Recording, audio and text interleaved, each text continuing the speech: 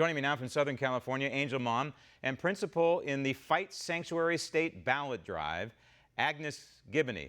Agnes, your story begins and ends with your son, Ron, in 2002. His life was cut short by an illegal immigrant. Yes, and I would like to make a correction, illegal alien. I don't like to call them immigrants. I'm a legal immigrant because my family legally came here. You got it. But he was only 29 years old at the time. Right. And today he'd be 46. 46. And his life was snuffed out from somebody who shouldn't have been in this country in the first place. Exactly. And so this is part of the reason why you're involved in this effort to overturn the law that was born from AB 54?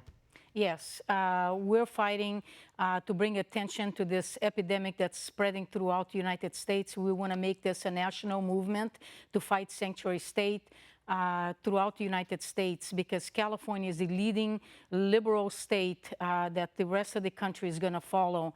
And I would suggest everybody to get involved, because you'll soon be coming to your state.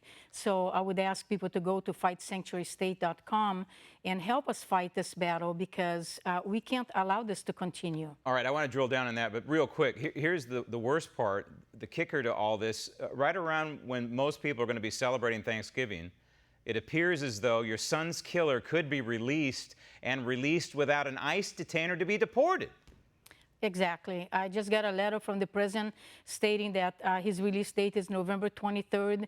And note, he has an ICE detainer, but which may be removed prior to his release, which is an outrage. That's why you want to repeal SB 54, because this commingles what's going on with SB 54, and which prohibits law enforcement by law from interfacing with ICE. And so the Fight Sanctuary State reads in part, repeals SB 54 and further requires state and local law enforcement to work with federal officials, completely repeals those sections of the Labor Code criminalizing a private employer's cooperation with federal immigration authorities. It revokes an illegal alien's ability to obtain a California driver's license. That's a quadruple threat there.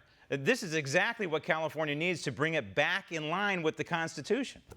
Correct. California is becoming an incredibly liberal state, and we as citizens of this country cannot allow this to continue, because yesterday it was my son that was killed. Tomorrow could be your child, your family member, and let's put it to rest. Illegal aliens have no rights in this country. You want to come here, you follow the law. You apply and wait in line like everybody else that legally came here did. It's insane. It's total insanity, and it's anti-civil society, anti-law enforcement to place a partition between local law enforcement and federal law enforcement, who should be working in unison for the better part of what the people of the United States and the residents of California need. The question is, do you think you can get enough people to sign this initiative? And then if you do you think you can get enough people to vote for it?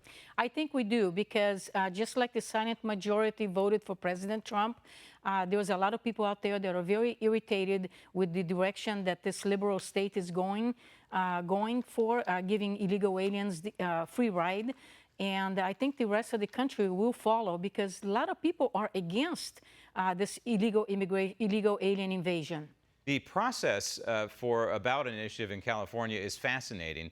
And in this case, to get it on the ballot, it's based on a percentage of the total votes received by the governor in 2018, which brings it to just over 623,000 valid signatures. But and you have about 6 months to collect those. But when you're collecting signatures, which is a very expensive process, by the way, it can be anywhere from a couple of dollars per signature to, I've seen as high as $20 per signature.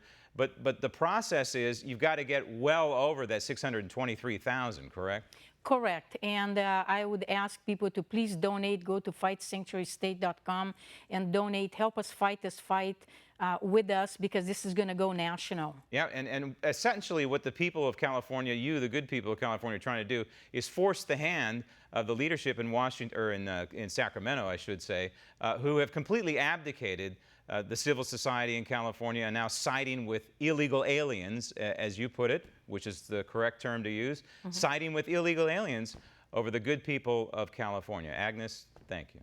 Thank you so much for having me. Want to see more videos like this? Click on the link below and subscribe to One American News on YouTube, and call your cable provider and kindly demand that One American News is added to your lineup. Call and subscribe today.